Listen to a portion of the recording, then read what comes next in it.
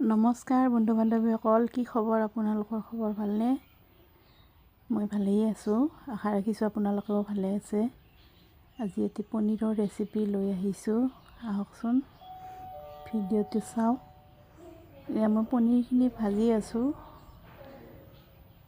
পনীৰখিনি ভালদৰে ভাজি ল'ম। এইফালে আলু এনেদৰে কাটি ৰাখিছোঁ, আলু আৰু পিঁয়াজ,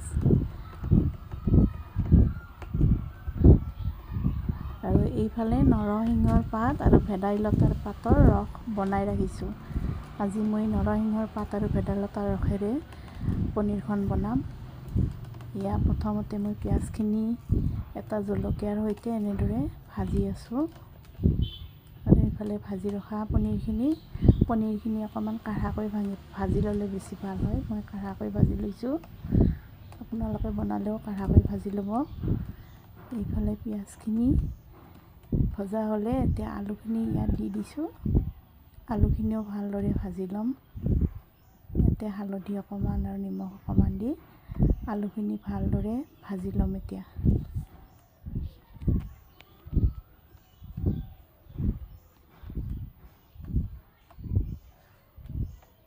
আলুখিনি ভালদৰে ভাজি লৈ এতিয়া 2 পিচ আলু মই হেতাখনেৰে এনেদৰে ভাঙি দিছোঁ।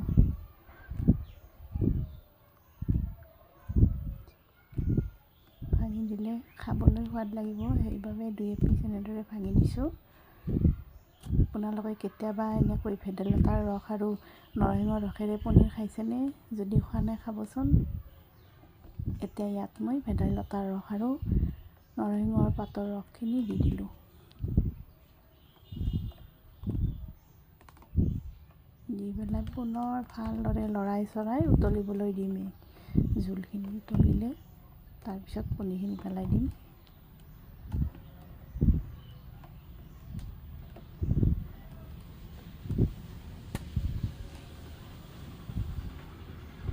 ভেদাইলতাৰ পাতৰ ৰস, নৰসিংহৰ ৰসেৰেতো মাছ সকলোৱে খাইছে।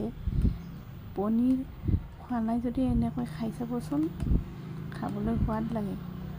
ইয়াতে মই পনীৰ কেইপিচ দি দিলোঁ।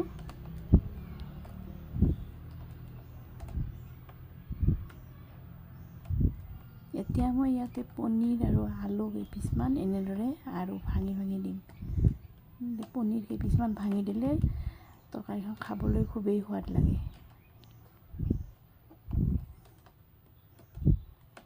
পুনৰ উতলিবলৈ দিম।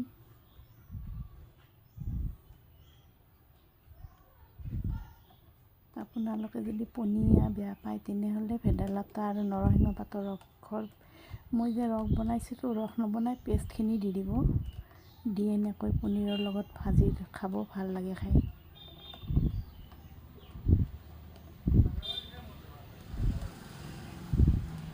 পনীৰখিনি মই মাজতে অকণমান উঠাই ৰাখিছিলোঁ। উঠাই ৰাখি কেইপিচমান পনীৰ ভালদৰে ভাঙি উতলাই আকৌ পনীৰখিনি পেলাই দিলোঁ ইয়াতে।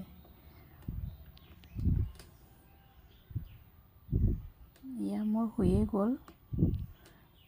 মই বেছি গোটা নকৰোঁ, অকণমান পনীয়া টাইপ ৰাখিম। এয়া মোৰ হৈ গ'ল পনীৰ। কেনেকুৱা লাগিছে দেখিবলৈ? ভাল লাগিছেনে? ধন্যবাদ ভিডিঅ'টি চোৱাৰ বাবে।